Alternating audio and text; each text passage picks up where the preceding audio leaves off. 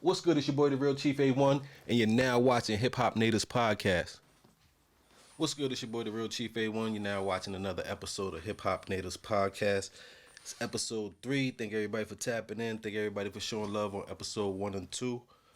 Alright, so the topic today is the streaming era versus the mixtape era. Which one do you prefer? If you wasn't around for the mixtape era, then you wouldn't know. Fortunately, I was around for that mixtape era, young boy running around. Like I said, we was slanging mixtapes, $5 a piece, DVDs, $10 a piece, and we was out there getting to the bread. The overall reach wasn't as far as the streaming. You know what I'm saying? The streaming platforms can get you overseas, get you in different countries, different continents, all around the world. So that's an experience that you wouldn't have hand-to-hand slanging mixtapes. But unfortunately, only 3 cents or 0.3 cents per stream, it's kind of hard to accumulate the amount of money you would in that small period of time, unless you're a very popular artist, underground artist, you know, Spotify, underground artist, maybe you're popular on Instagram, TikTok, SoundCloud, or whatever. Then you might have a better chance of making some money with the streaming era. But just think, what if a stream was worth 50 cents, 25 cents, maybe even $1? If streaming gets to that numbers, then we could, kind of compare money-wise. But reach-wise, streaming is out of here compared to, mixtape hustle. But as far as money, if you're really out there and you're a hustler, you got some good product, mixtape gets you way further as far as financially. Like I said, $5 or $10 for a CD or a DVD. We got $20 hats, $20 t-shirts, $30, $40 hoodies and shit like that. You rub shoulders with the right people. You bumping into celebrities. You getting invited to parties. Streaming era, you might reach out, connect some people, from across the globe, do features via email, do interviews via Zoom. So you're still networking, but it's just financially, until they put the streaming numbers, till they give you more money per stream, the mixtape era, we was killing it. Like I said, 5,000 copies of each project we put out. This had 5,000 copies. This had 5,000 copies. 5, 6 mixtapes, 5,000 copies. So each project was $25,000 to $50,000 if you got rid of them all. Like I said, we didn't get rid of every single mixtape on every single project. Some of them we went wholesale them to the bootleggers out there, that so more people can, gravitate towards. We might give them CDs $2, $3 a piece. They sell it for $5. They buy 100 bulk. Boom. That's how you got your money back then. You come back at the end of the week, you come pick them up, you come get your money, put them on consignment or something like that. You was able to get your money. Now we waiting 3 months, for 0.3 cents on a dollar. If you got 10,000, 100,000 streams, you're only getting $300. So, you know what I'm saying? Financially, like I said, the mixtape era is way better. As far as reach and just global success and the amount of views and the amount of people that you could touch, streaming is way better. Let me know what y'all think about that. Hit the phone number, hit the DM, 631-238-1031. Let me know what you think about that. Did you prefer the mixtape era or did you prefer the streaming era? And if you wasn't from that mixtape era, would you like that? Would you like to go back to that mixtape era? Because I know a lot of y'all go through y'all shows, y'all sell merch, you know what I'm saying? Even to the Griseldas and Benny the Butcher, Conway, what's his name, Boldy James, and people like that putting out physical merch and physical products too. They got the vinyl for sale, they doing art pieces and stuff like that. So that's kind of like them capitalizing on the mixtape era in the streaming era. So that's another crazy way to look at it. Shout out to those guys. Shout out to Westside Gun, Conway the Machine, Benny the Butcher.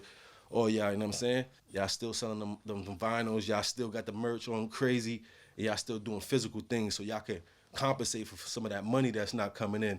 Before you used to get, even with these deals, at least you get a big advance on that. Nowadays, more people want to be independent. We're not taking those big advances. We're putting all our money, betting it all on ourselves. We bet the house on ourselves.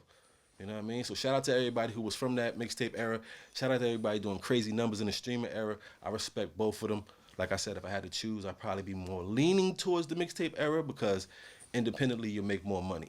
Another question was, I kind of touched on this on a previous episode or maybe just on my YouTube channel, but I'll answer this question again.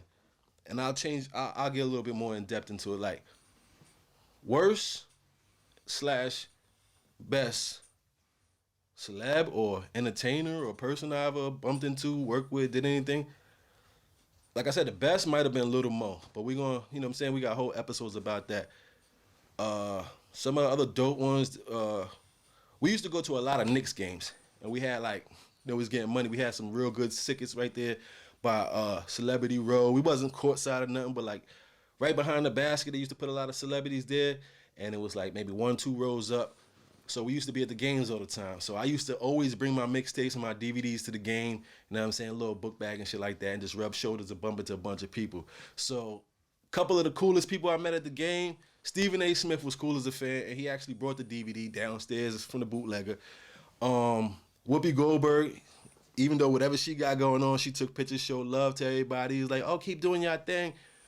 Those are two of the best at the basketball game. Stephen A. and Whoopi was dope. The worst was probably fucking John Legend.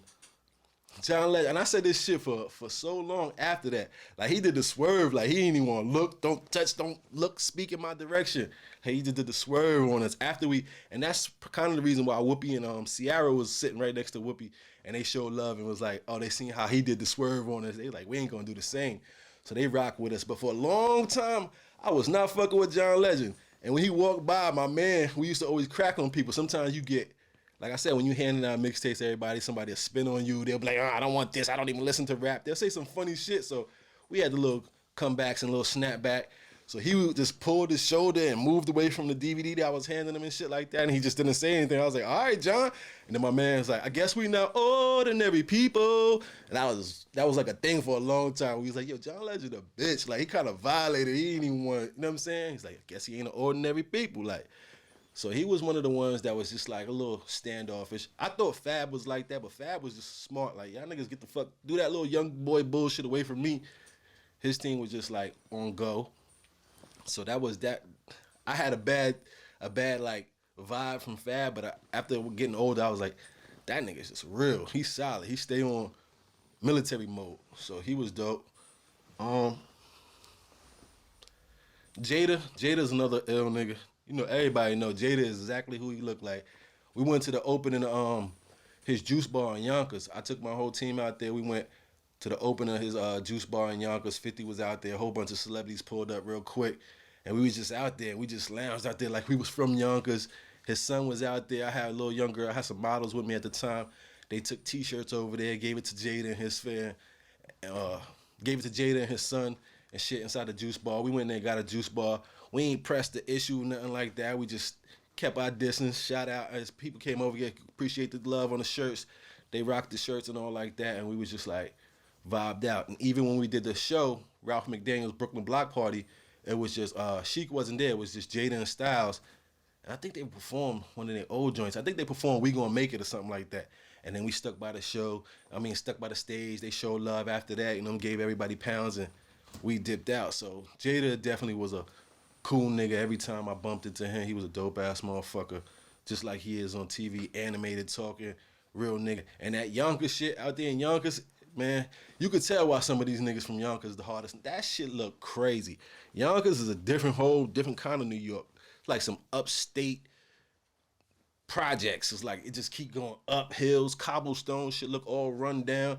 They had a little person, little dude. Man, he had to be 45 years old on this little Rough Rider. Nigga had a Rough Rider 50cc dirt bike, like a little joint for a little dude. Like, I'm like, yo, look a little. He's like, yo, the midget just hopped on a dirt bike and peeled up. Oh, he got the Rough Rider vest on. Like, that nigga was out. But yeah, Yonkers was dope. Jada and them shits. Jada was dope. It's plenty of people we tapped into. But Capone from Capone and Noriega, he was dope. Like I said, he did the Puerto Rican Day Parade with us. The Puerto Rican Day Parade, not the one in Manhattan. Like I said, the one that's in Long Island, Brentwood, Long Island. He had just came home. We was like high schoolers and shit like that. So we sitting here talking to him and shit on the float. I had a couple of people, big crew, the Islanders. We was a big team. A lot of the members and they shorties was pressing Capone. Every side of the float that we was on, we coming down Fifth Avenue. Everybody doing this. We got music playing and shit. He go on this side of the float, everybody else follow him on that side of the float. He go on that side of the float, everybody follow him on that side of the float. Everybody trying to talk to me and my man just sitting on the back like, damn, niggas is thirsty. Like, they ain't gonna leave this nigga alone, so we gonna play the corner. I'm like, yo, when he finally came up to us, he's like, yo, what's good, young boys? What's good with y'all? I'm like, yeah, shit, about to roll up, you know what I'm saying? Get something to sip on, you want a drink? He like, yo, they just told us, the security and the cops just said, no smoking, no drinking, nobody jump off the float. I'm like, yeah, fuck all that. Yo, Mafia, yo, run to the bodega, get a blunt, you know what I'm saying? What you drink, Pone? You drink some brown? He like, I drink whatever. Run and get a bottle of Bacardi or some shit back in the day. He jumped off the float, ran to the bodega, came back, hopped on with the blunt, hopped on with the bottle. I rolled up, Pone over here with us now, lamping in the tent. We smoking, putting that shit down, you know what I'm saying? Hiding, sipping the bottle, putting it down, dumb hot, we sweaty. But after that, it was a vibe. Came back to the hood with us, you know what I'm saying? We out there doing barbecue. He ride my man dirt bike. That's why I say he a real nigga too, because he was like, my man had a dirt bike that she was leaking oil and shit. So he come, kids out there, we throwing the dirt bike up, barbecue girls out there, everything. Pone just come out there, he drippy too, like just him and his man. He drippy. He like, yo, let me ride it, yo. So I called my man, yo, Uriah. Let him ride, that's the nigga name, Uriah. Yo, let the nigga ride a dirt bike. He like, yo, be careful, son. Like, you don't want to get oil on your shit. I see, Pone look at the nigga and said, nigga, I ain't Hollywood, give me the fucking bike. Nigga ran, you know what I'm saying? He took it down the block, popped the wheelie, came back. Like, oh, this shit a piece of shit, my nigga. I feel you though, but good looking. You know what I'm saying? He gave the nigga the bike back, and I'm like, he like, I ain't Hollywood. That's the first thing I remember him saying. Like, he like, you get oil, your shit gonna get dirty. The nigga said, I ain't Hollywood, nigga. Let me get the bike. Pull back up and like, yeah, you right. This a piece of shit. Gave him the bike. Nigga sitting there barbecue. He sat there for a minute and kept in touch and did business with niggas after that. So Pone was a real nigga, still a real nigga. Reaching out to him to this day. We might have something in the works. You just wait on it. You'll see. You'll see. But yeah, that's. I'm gonna give y'all some advice, man. When y'all meet people or when y'all bump into people, celebrities, non-celebrities, people want to come up, people you respect, don't be so thirsty to get next to them. You could play the side for a little bit. You could just see. You might see him again. You might never see him again. But don't be that thirsty one trying to get pictures and run down on everybody and shit like that, cause that's some groupie shit. Say that shit for the females. You in the club, don't be doing like sneaky little selfies with niggas. That's another shit. I just bumped into Moray probably like a month or two ago. Seen a nigga. I'm like, oh, what up? We stand in the same spot. See the nigga, oh, what up? What's good, Moray? He said, ain't shit, what up? Kane gave me a pound. Went about his business, him and just one man. It's like 3 in the morning, 2 in the morning. It's probably 2 days or the night before Dolph had just got killed. So it was like a couple days around the same time. It might have been the same exact day Dolph got killed. Most of y'all niggas would have been like, yo, can we get a flick? It's 3 in the morning. Mad shit going on in the industry. I see you. What's good? I see you. Boom, boom, boom. About your business. Other niggas like, yo, you want to listen to this? Yo, let me rap for you. You want to see my song? Can we do a feature? Nah, let people be. You know what I'm saying? That's why I bumped in and rubbed shoulders with all these people. But it's not like, nobody can ever say no stain on my name. Nobody can ever be like, oh, this nigga was thirsty, or this nigga was trash, he was just trying to do too much. Nah, just play cool in the situation. They like, oh, I see you. I see you. Even on this Block TV DVD, you'll see Super Bowl champion Brian McKinney still hitting us up like, yo, I see you everywhere. You at my Super Bowl party? Y'all was just here? Y'all was at Puff Party? That's it. That's enough. So when you bump into people and you keep on doing what you got to do, not living in the past, they're going to show you love in the future. So just remember that, man. No matter if you meet a celebrity today, you meet somebody tomorrow, you know what I'm saying? They could be a dick today, they could be cool tomorrow, like I said with Fab, or I ain't got nothing against John Legend. Just, you know what I'm saying, give people their space, you know what I'm saying? Don't be no fucking groupie, don't be no gangbang groupie. A lot of y'all bitches out here loving these niggas out here who dissing their ops, and y'all want to be gangbang groupies and shit like that. And then when shit go down, y'all niggas writing statements, you know what I'm saying, telling the feds everything, singing like fucking to Who Killed the Mockingbird or whatever. So just, you know what I'm saying? Keep your distance, play your shit smooth. This has been another episode of Hip Hop Natives Podcast. I'm your host, The Real Chief A1. Make sure y'all subscribe to the YouTube channel, subscribe to the Patreon, all like that. Follow me on Instagram at The Real Chief A1. A1.